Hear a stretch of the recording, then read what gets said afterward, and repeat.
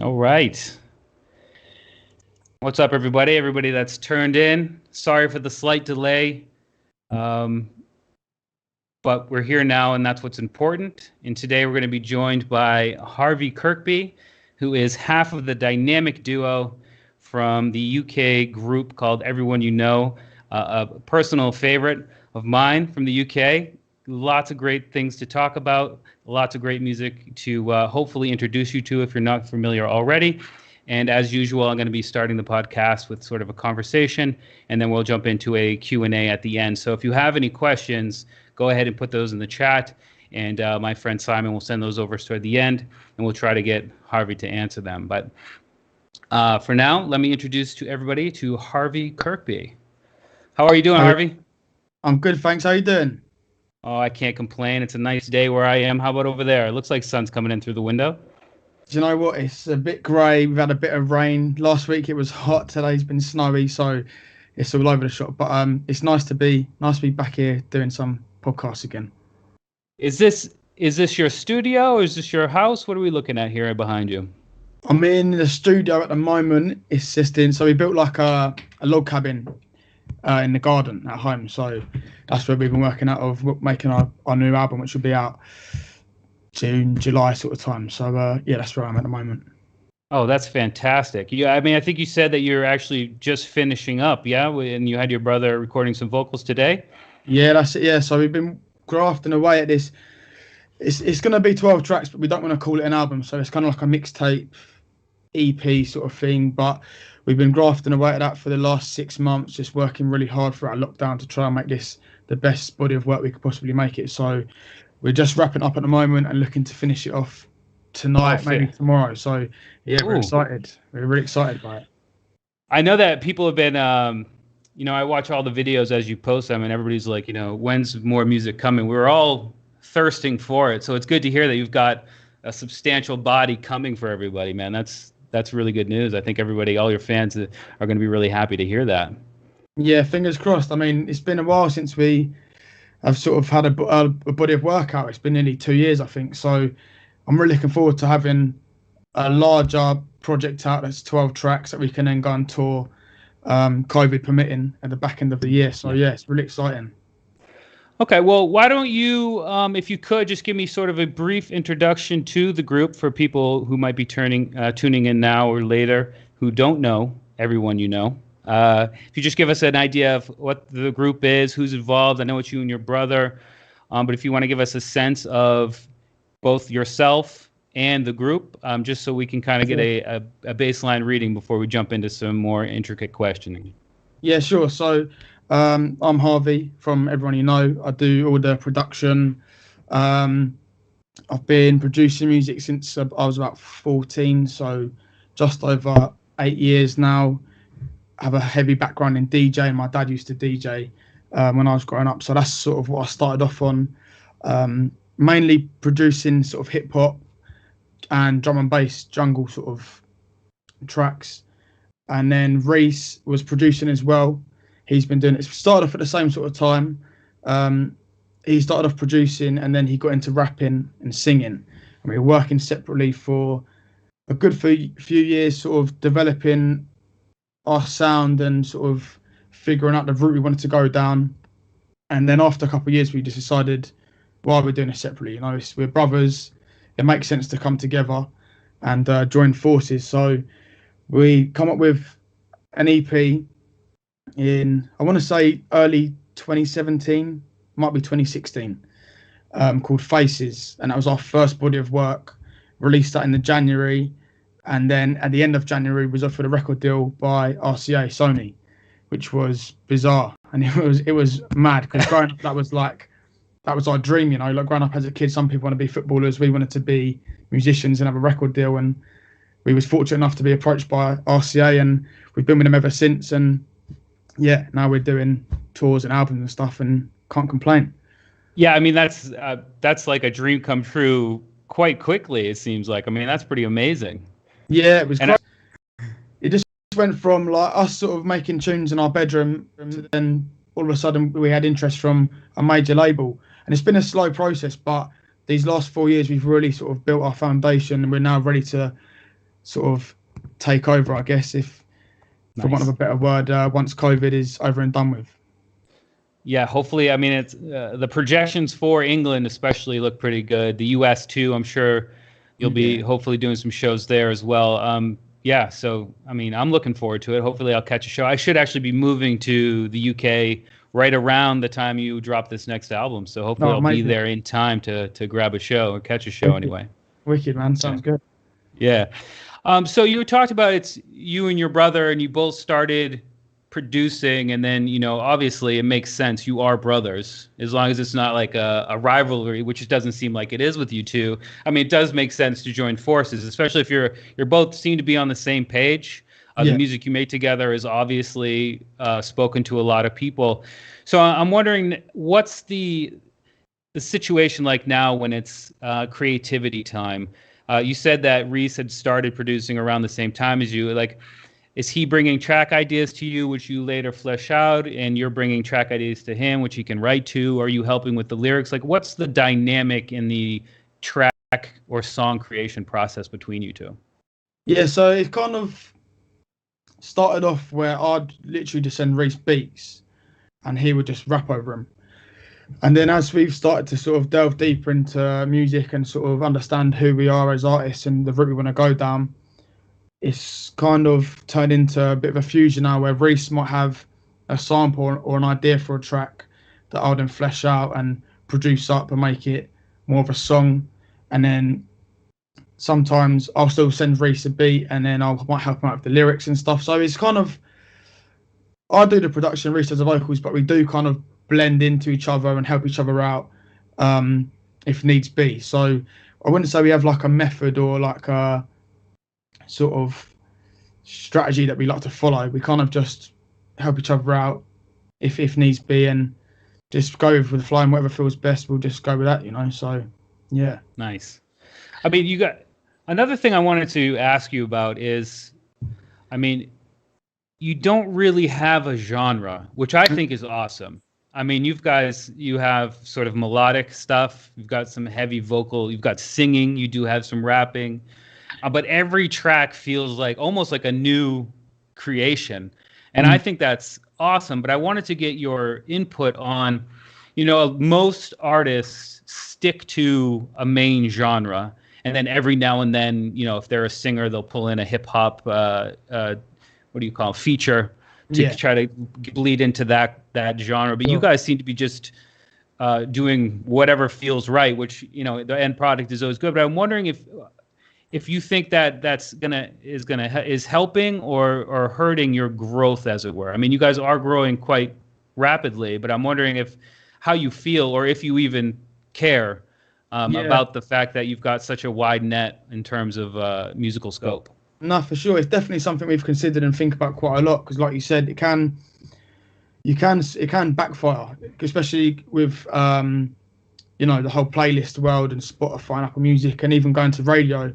Sometimes it's quite hard we don't fit into one place as such. We can't sort of make a dent in the hip hop world, and we can't, because we're not just hip hop artists, and we can't do that in the dance world because we don't just do dance music, you know. So it definitely sort of can backfire. But for us, we grew up on such a broad range of music, from everything from, you know, rock and roll to James Brown and disco music and funk music to hip hop and drum and bass and garage and grime, like everything. So as musicians, we wanted to incorporate all of that, because we thought it wouldn't have been fair to just sort of pinpoint one genre that we liked and went down that route. So we do try and incorporate a few genres into our music, which is why you have some songs like The Drive, which is kind of like hip hoppy with a touch of indie in there, and then you've got She Don't Dance, which is more electronic dance music.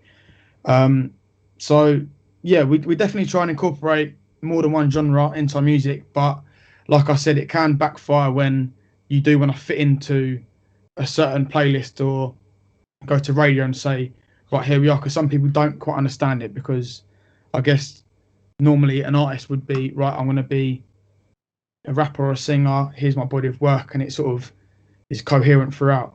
Whereas with us, like on our next body of work, you go from a breakbeat tune into like a dancey tune. So it's got pros and cons, but for us, we feel like it's only fair that we've been raised on all these different types of music that we incorporate that into our sound, I guess. No, I mean that's for me. I mean, I think it's a great approach, and the reason why is, I mean, anyone with any sort of open mind will just take the next project and listen to it, and if they like it, they like it, and it seems like most people do.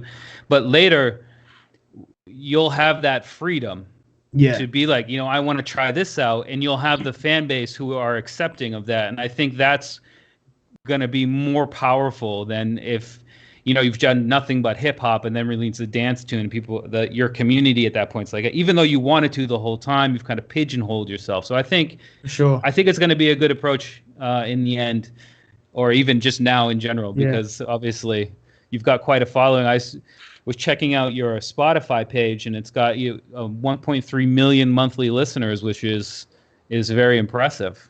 Yeah, it's really grown this year. Like, that was one of my goals this year, to get over 1 million Spotify listeners a month, and with releasing Kids on Wiz with Alok, we've managed to get over that now. So it's nice to see it picking up and growing. Yeah, I don't know if you know. I didn't know. I'm only new to Spotify, which is crazy because my job in life is music. But if you scroll down, you can actually see the top 5 cities that are contributing to your stats there on Spotify, and 4 of the 5 are in Brazil. Really? Yeah, I actually have it here. If you didn't know, so you've got the biggest city is São Paulo, Brazil, which is 70,000 listeners, and then you got London around 50, and then the next 3 are Rio de Janeiro, Belo Horizonte, and Curitiba. I'm guessing it's from the Alok collaboration, because he is Brazilian and he is, huge here. He's huge worldwide, but obviously Brazilians love Brazilians, and so I think that's really cool. I'm actually in Brazil right now, so wow. It was kind of stunning to see that Brazil is a big everyone fan. I think that's really, really cool. Yeah, that's I didn't know that. How did that collaboration come to be? I've actually have a few questions on the Alok collaboration, but how did that happen? Who approached whom, and how did that all get started? If I'm not mistaken, I think his team contacted someone from our record label, because we released Charlie, was the song that was out first, which our fans will know, and then we was great song, by the way. Thank you very much. Appreciate it. So we was then approached by, I want to say, someone from Alok's management, or someone in his team anyway, contacted our team and just said, like, we'd love to sort of work on it and remix it. So originally it started off as a remix, and we was obviously flattered by it to have for such a superstar DJ like Alok approach you. It was crazy. So we just said, like, yeah, we'd love to sort of work on it and collaborate. And then he just said, guys, I really like this song. I'd like to sort of make it more of a, instead of it being a remix, can we do it as a collaboration? So it's like a EYK times Alok, and then it become Kids on Wiz. But it was mad, because whilst that was going on, we received a message from Baskar asking to remix Charlie, and we didn't realise that them two are actually their brothers, Baskar and Alok. Oh wow! So it was great. So yeah, we had Baskar get in touch, and then Alok, and it was just like all kicking off. And then yeah, like I said, now we've managed to get over 1 million monthlies on Spotify, so we're over the moon with it. But it was really nice to work with such a big DJ like Alok, because those opportunities don't come around every day. So to work with someone of that caliber was something that we're really, really proud of. Yeah, that was another one of my questions, because I heard Charlie when you released it on YouTube, I think, and I loved the track. And then I saw the Kids on Wiz, and I was like, well, this is going to be sweet. And then I played it, and it was clearly the lyrics from Charlie. Yeah. And I was like, well, why is it? And that was my question, is why change the name? And I was assuming it was because it'd have more of an effect or a reach if it was Alok and everyone rather than an Alok remix. And I think you've kind of answered that question. But that was definitely, I was surprised and curious about. That's super cool, though. Yeah, no, I think for us, like, obviously our fans will know us and they'll know the song Charlie. But as Alok has such a broad range of fans, I think we all felt as a collective it would have been a smart move to sort of rebrand Charlie and let Alok do his thing on it and sort of make it this great dance track that it now is, and sort of re-release it as Kids on Wiz as a collaboration. So, I mean, it's doing well, and like you said, we've now got Brazil in our top five, four cities from Brazil in our top 5 cities on Spotify, which is crazy. Yeah. So, yeah. So you gotta collaborate with a Brazilian vocalist, ASAP, and keep that going. Yeah, let's do it. So Alok obviously did most of the music production on that version. What was your role in that track, or did you kind of take a back seat, having created the original inspiration for it? Yeah, I completely just took a step back and just thought, I've put my stamp on Charlie, and Charlie is what it is, and I just wanted to let Alok do his thing and just sort of almost take control of it and hear his interpretation of what Charlie is. And I think he done it really well. I think he done it justice, and it's our not most streamed song on Spotify, but streaming the quickest out of the others, which is great. So yeah, man, it was a good experience. Nice. So let's shift away from Charlie, which is one of my favorite songs of yours. Oh, thank you. To one of the more popular ones that's been around for a minute, and that is "She Don't Dance." Yeah. And I think, and I can't be sure, but I think that's how I discovered you, was through the placement in FIFA. Right. Okay. First of all, walk me through the initial reception of "She Don't Dance" to getting the call from EA, and you know what I mean, and being like, we want to put you in FIFA, which is a massive title. Yeah. I mean, I definitely can't be the only person who was like, oh, what is this song? Who is this by? I had to do, like, you go on Google and say, FIFA song, "She Don't Dance," who's it by? And then, but I can't imagine I'm the only one that got you. And how has that placement affected you as a group, and just your fan base, as it were?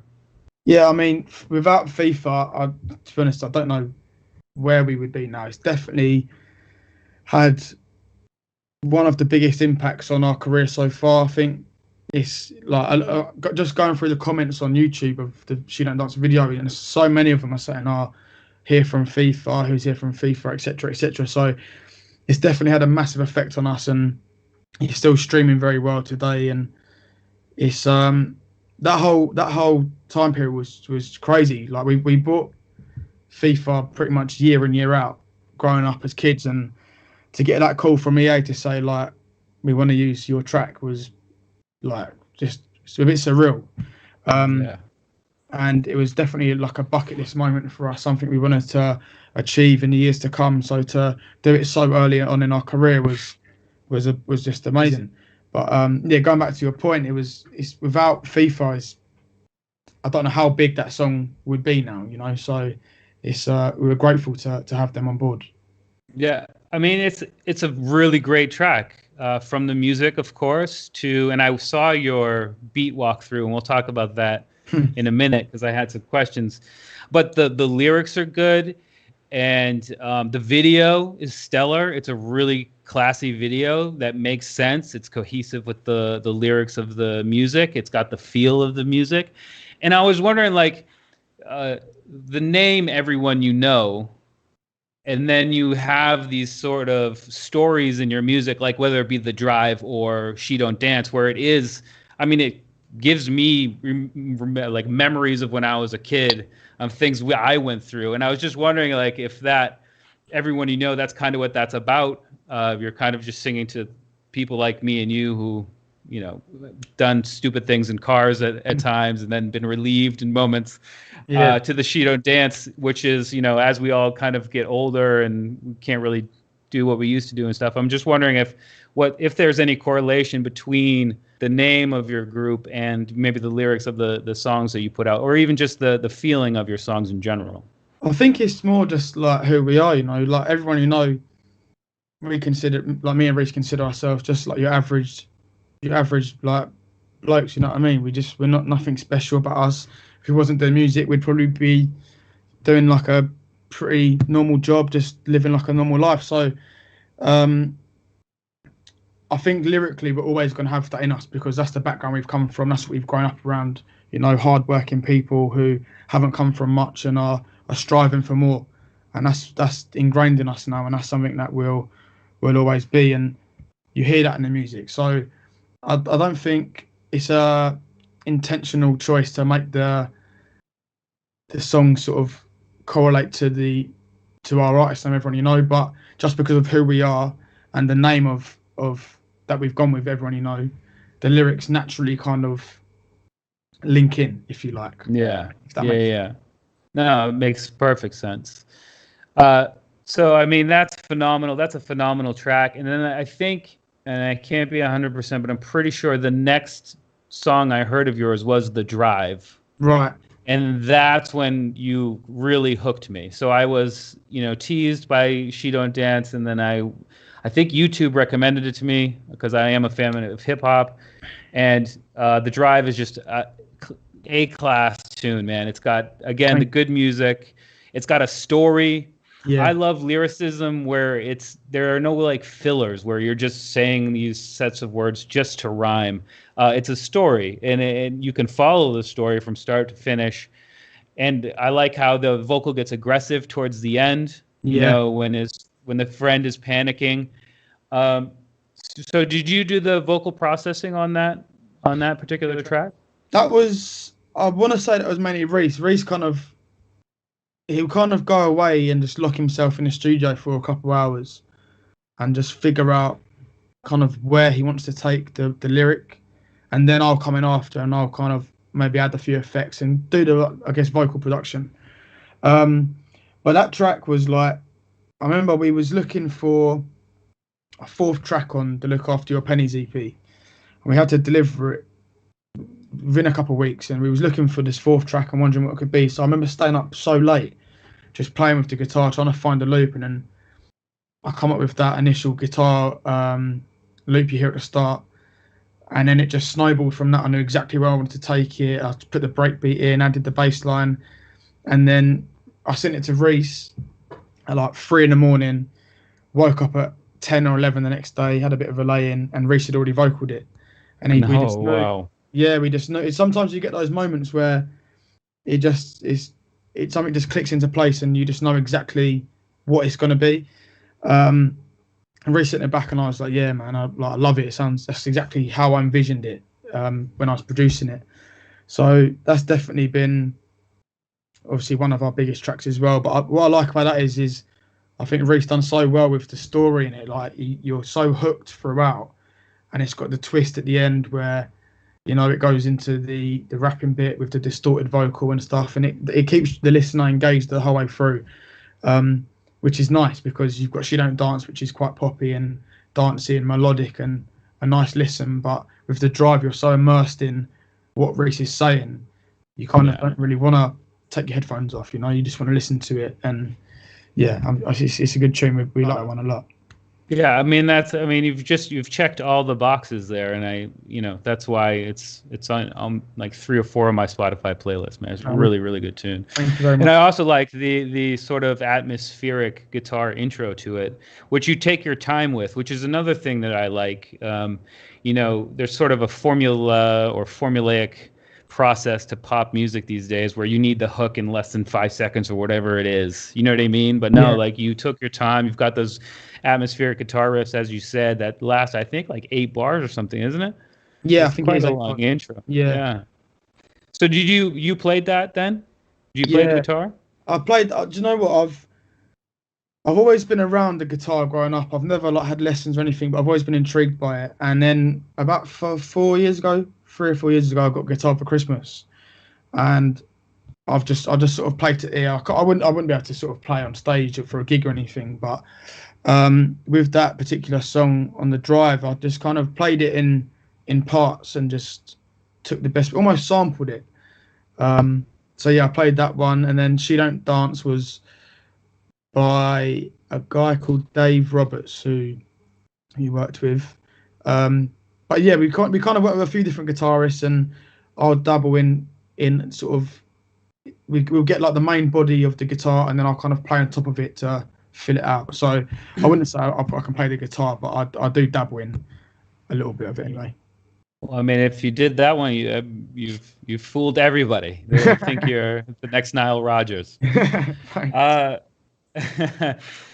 So on that guitar is obviously heavily processed. If you've actually played that from an acoustic or an electric, what was your sort of processing chain on that particular guitar, if you happen to remember? Like, what were you doing in terms of effects, VSTs, and so on?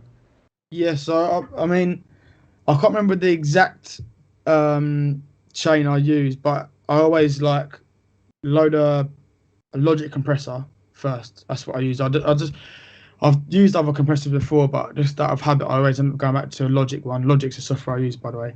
And then I run it through Guitar Rig. So I just DI with the electric guitar, run it straight into an interface, loaded up Native Instruments, Guitar Rig, and I think it was called Almost Clean, the preset I stuck on it, and then just added a little bit of a reverb called Valhalla, and that's pretty much it. It's just, and then just EQing the frequencies out that aren't as nice, that doesn't sound too nice. So we end up with this kind of smooth, like electronic sound that's quite atmospheric, a bit of reverb, a few delays here and there. That's pretty much it, really. Like, it's nothing too much to it, but it definitely gives it more of a feel than just playing it in dry, Straight, absolutely. Yeah, Valhalla is a super popular reverb. Yeah. So yeah, that makes sense. And I know I actually, as I said, I saw some of your walkthrough videos, and I saw that you're using Logic, and I was surprised when you pulled up, I don't know, Breakbeat 7 or whatever it is from the Logic sound library, right? Did you use that straight from the thing, or did you recreate using your own drums with that groove? I was wondering about that. So I used it as like a guide. Yeah, like a guide. That's got like a placeholder, because I really liked the sort of the swing to it. And then once we got in with Mark Ralph, who kind of like done a bit of ad prod on it, if you like, and we kind of just deconstructed it and rebuilt it. So it's very similar to the Logic one, but it's slightly different. There's a few different sounds in there that replace it, but overall, I mean, it is the bones of it are the Logic break. Yeah, that's cool. Because we have Loop Masters. I don't know if you're familiar with Loop Masters. But I was just curious to get your input on people using loops and samples in their music, in their final pieces, or even as you have, where you've got the inspiration from them and then just recreated it to be able to manipulate certain, maybe you don't want the bongo to hit right here during this breakdown or something. So I was just interested to get your take on people using loops and sounds in music that gets released. Yeah, do you know what I feel like?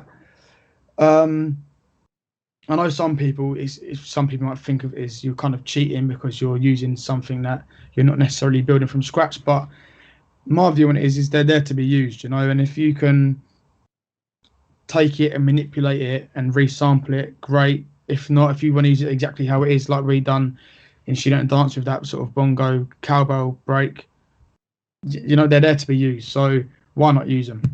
Right.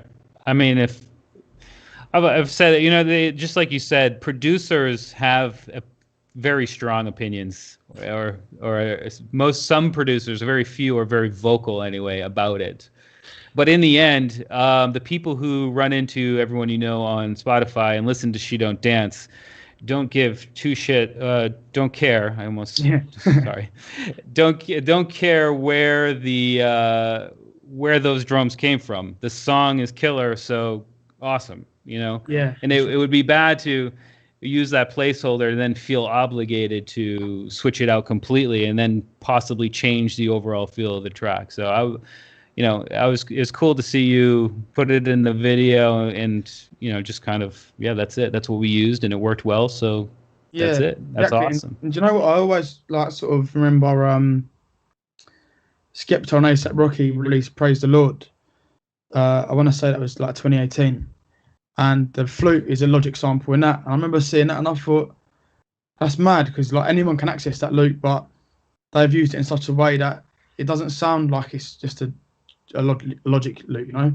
And like you said with She Don't Dance, if we were to use another breakbeat, it might not have that feel that it's got. It might not have been picked up by FIFA. It might not have the stream it's got now. So if something fits and it's right and it's there to use, Use it. I'm all for it. Exactly, use it. But Yeah. we did break it down and reconstruct it and sort of make it a bit more full, if you like. But I mean, if I can recreate something, I'll try my best to do it. But like I said, samples are there for a reason and loops are there for a reason. So by all means, crack on and use them. Yeah, I mean there are endless numbers of there's Rihanna tracks, there's Eminem tracks, there's one sample pack that was made in-house at Loopmasters that features on like 3 Kendrick Lamar tracks, and there's page, if you go to that website Who Sampled. Yeah, so if you go there and you find, like, I think it's like organic loops from Loopmasters, there's like 3 pages of massive tracks and most of them actually use the same sample. But that's the thing, is you get it and then you tweak it, you manipulate it. Yeah. That's what gives it, you make it your own one way or another, and then that's what makes it yours essentially. So yeah. 100%, definitely. So when you are producing outside of your kind of idea generation with loops and samples, when you do use that, what are you using to create? Or maybe let's start here. Where do you start a track when you have an idea in your head? Or do you just sit down and start without any particular goal in mind? I always kind of start with like an idea in my head, and it's normally 9 out of 10 it'll be some sort of like chord progression or keys or something that creates the initial emotion and feel, and then I'll go from there. So recently I've been using Omnisphere a lot.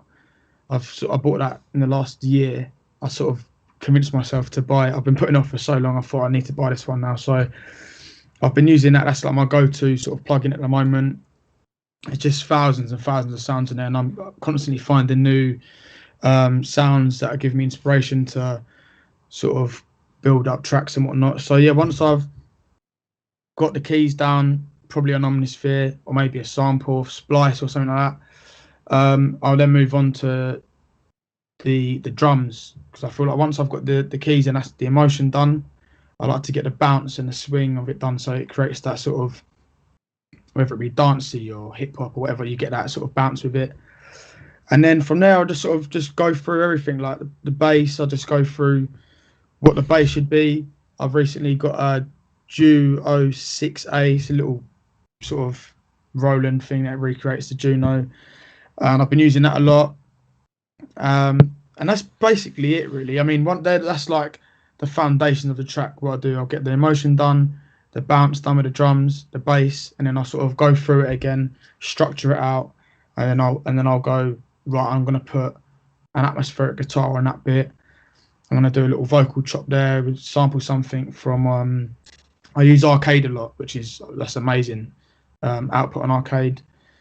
And yeah, I'll just sort of fill the gaps in once the foundation's there. Fill the gaps in with these atmospheric bits and effects, and then that's when I send it over to Rhys, and we just kind of go from there and build up until the song feels finished. Nice. Yeah, Omnisphere is one of those instruments where you end up favoriting so many that even when you go to your favorites, the favorites are so long that you're still lost in the end. Exactly. So yeah, I feel you there. Yeah. Incredible synth. There's no doubt about it. You have any other go-tos by ways of synthesizers, virtual synthesizers? Serum was a big one for me when I was in college, like 4 years ago. Serum was just sort of becoming like a big thing. I'm not sure when it was initially released, but I remember all my peers were using it, and I knew a few producers who were using it. So Serum was like definitely a big. I made the EP that we got signed off. I made like pretty much every single track. The synths on that were basically all on Serum. So that's a big one. What was that? Nexus I like. There's a few I like to use, but I'm really sort of looking at the analog synthesizers, you know, the Prophets and the Junos and all those sort of classic ones that have been around for years that are just timeless, but it's just the money, they're so expensive to get hold of. Yeah, that's for sure. I mean, there are a number of great emulations of those. You might check those out from Arturia and such.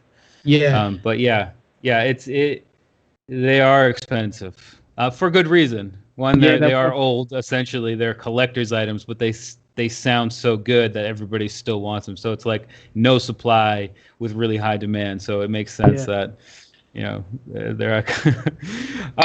So what do you do by way of processing sound? Do you have any sort of methods, whether it be a bass or a pad or anything like that? Are you using any specific delays or reverbs? So obviously we're Plugin Boutique. We sell plugins. So I really like to get your input on what kind of plugins you're using inside of your projects. yeah. So obviously Valhalla is one I like to use.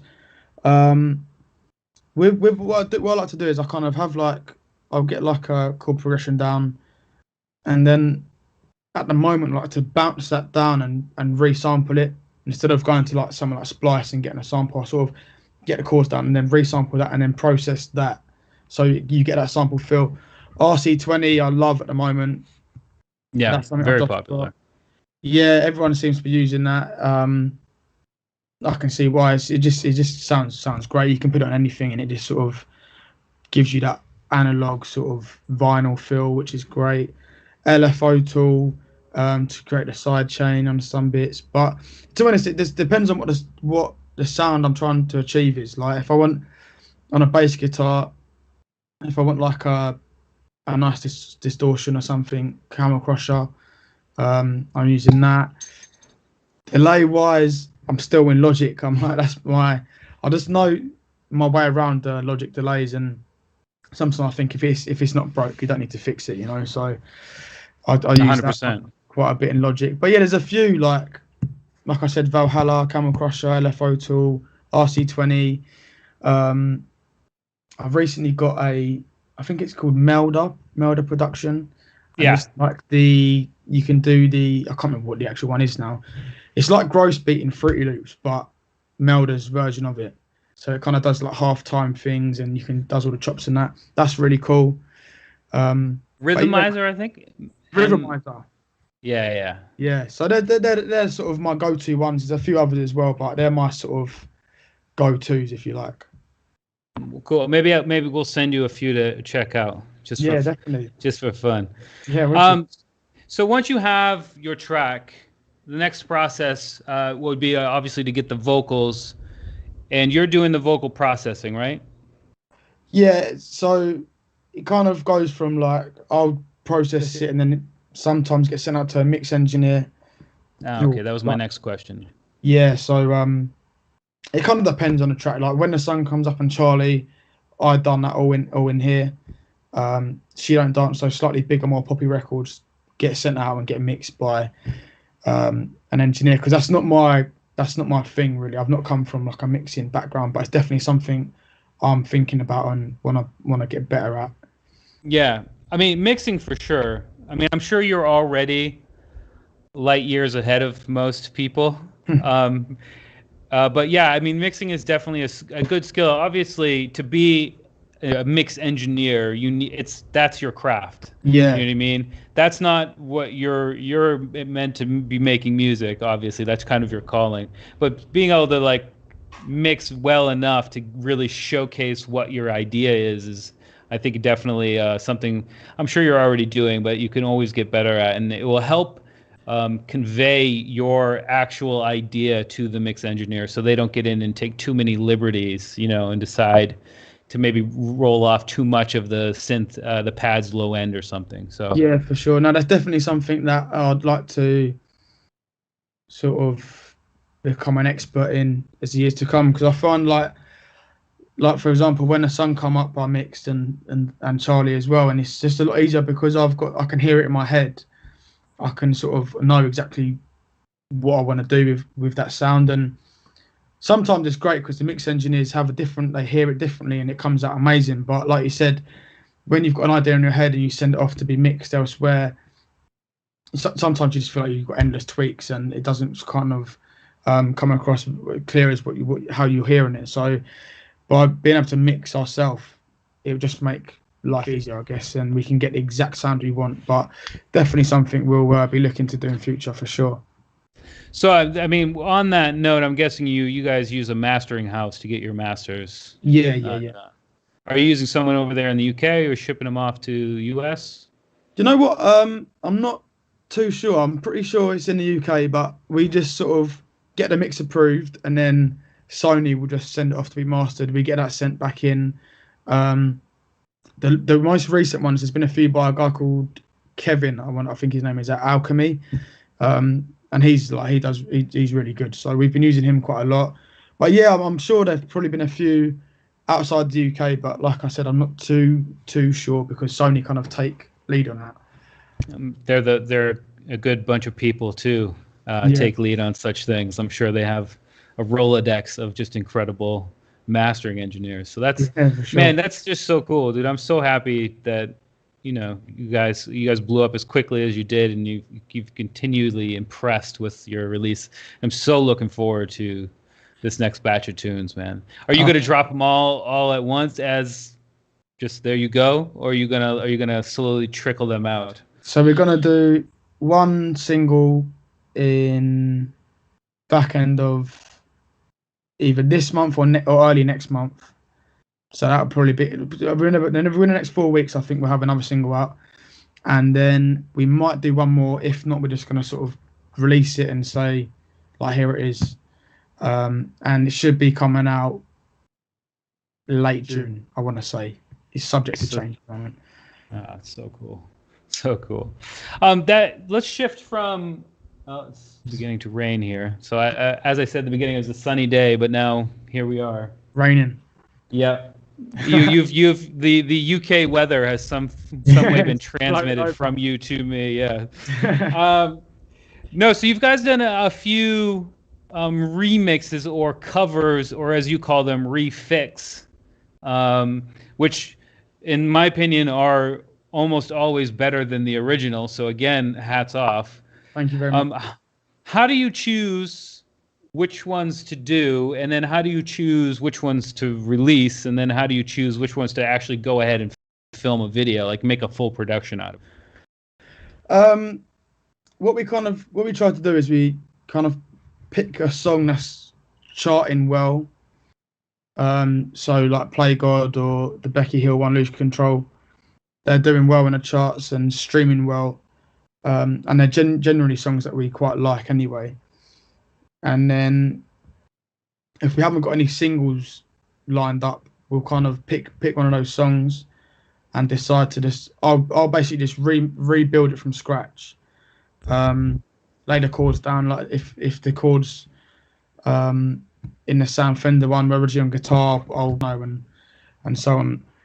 But once that's done, we'll just build the track up, and Rhys will vocal it and try and we basically, once it's rebuilt, we just treat it as our own song, and then incorporate the chorus into it, and then we'll just send off a few to our team, our managers, and to Sony and whatnot. And if we feel like it's worthy of a video, we'll just do it. So we filmed the Becky Hill one, and the Sam Fender one in our garage, which is literally just in front of me now. So we filmed them at home, and they go down well. They've been received well on YouTube, and the Play God one is like one of our best songs to play live as well. So they're good, man. They're good. We should probably do another one of them soon. We haven't done one in a while. Oh, so I can't hear you, mate.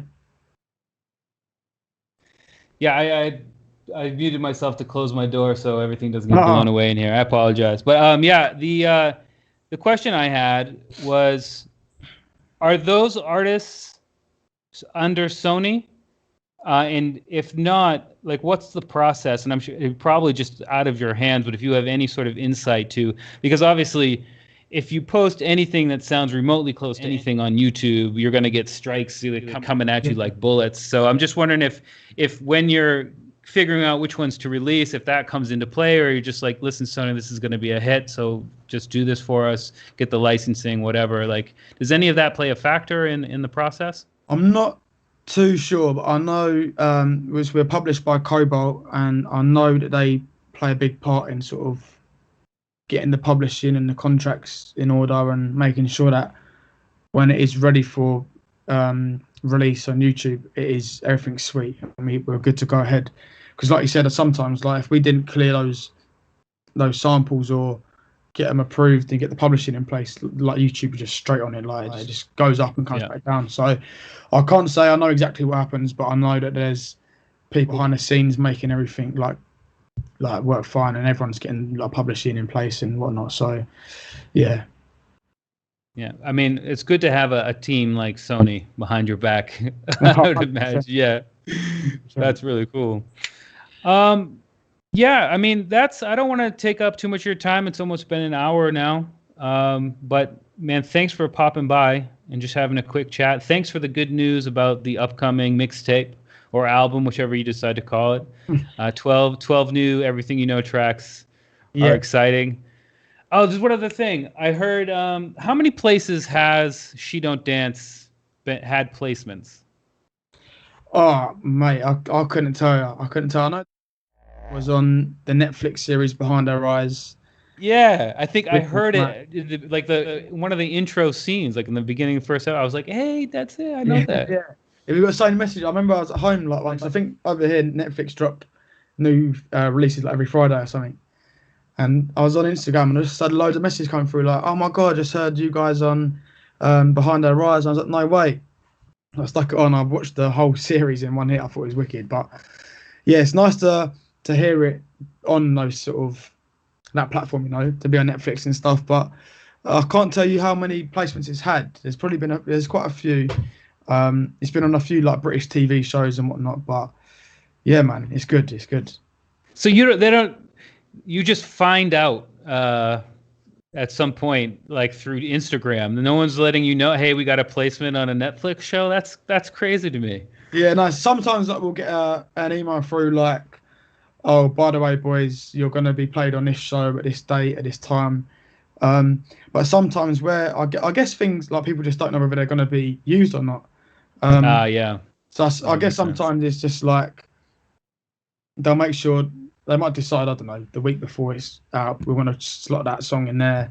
And then we just get the PRS. On the PRS, it will just come through that you've been played on Netflix or whatever. So, yeah, it's wicked. It was really nice to like hear our music on Netflix. It's the first like song we've had featured on a Netflix show as well. So, really cool.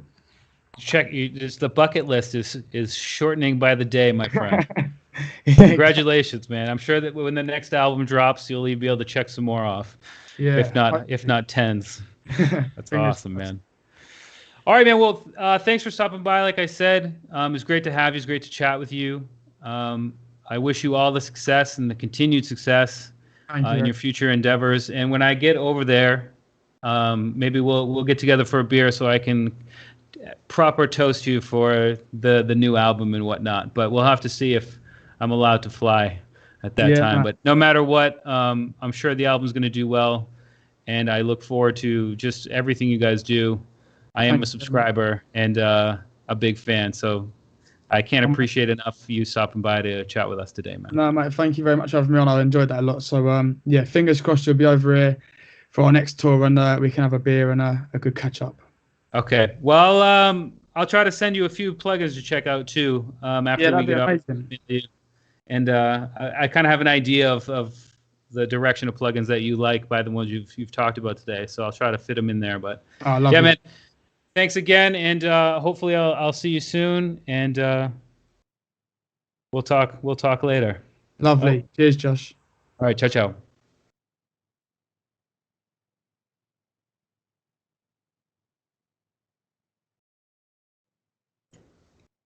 Hey, Simon, if you just want to put me on, maybe I'll just let people know about the next... Or not Simon, Joel, rather, sorry. Hopefully I'm still online, guys. Let me know in the chat if you're here, if you're watching. We've got a few more podcasts lined up. Obviously, this was Harvey from Everyone You Know. Great duo / band out of the UK. And we've got quite a few more podcasts lined up this month. I'm just going to open up the list, and I just want to run through those real quick for you so you can know. Next Tuesday, we're going to be speaking with another trailer house called High Finesse, based in LA. We're going to be talking with the CEO, Jez, and an actual composer named Josh. They've done trailers for Avengers, the newest It movie from Stephen King, Lovecraft Country, and Soul from Pixar. So really huge names, lots and lots to talk about with them, lots of insight to be shared. So definitely come by for that. And then the following Tuesday, I'm going to be talking with Tommy Prophet, who is NF's main producer and a solo producer that has had incredible success, lots of placements in film. They used one of his songs on the Apex Legends trailer for one of the more recent seasons, Grey's Anatomy, Hunger Games, and he's also gone well over 8 times platinum. So we're going to be tackling music production in that one a bit more than the trailers. And then after that, on the 27th, the following Tuesday, we're going to be talking with Sebastian Arosha Morton, who is a Grammy-nominated composer for Little Miss Sunshine. That was what he was nominated for a Grammy, or his work in that, rather. Also, the newer RoboCop and Mr. Robot, great TV show. If you haven't seen it, you should. And Madden 19, just to name a few. Really great guy, and he's going to talk about composing for film. So we've had a few trailer houses, and we're going to have a few producers like everyone you know and Tommy Prophet who have had placements in film and TV and video games. And then we're going to be talking with Sebastian, who has actually done scoring for film. So each one of those things is its own thing, and each one has a certain set of knowledge you should need or would need to jump in. So that's what we're trying to do. Obviously, tune in for all of those. And then on the 30th, right at the end of the month, we're going to do a live stream with a product specialist from Serato to show us how to get into Serato Studio and make some fire beats. And then for all of these, there's a Q&A at the end. So tune in, ask your questions. And if you happen to miss one, we're going to archive everything. And you can check out the full podcast at your leisure. So that's it for today. Thanks for stopping by. I believe the stream went much smoother than, or the smoothest we've had so far, and that is big ups to my friend Joel, who's now the director of these, and I think he's done a phenomenal job, and we will look to continue to improve on these because we want to do more and more. And as always, leave a comment if you have a recommendation on who you'd like to see on these remote podcasts. But anyway, I'm Joshua Casper here for Plug-in Boutique, and I will see you in the next video.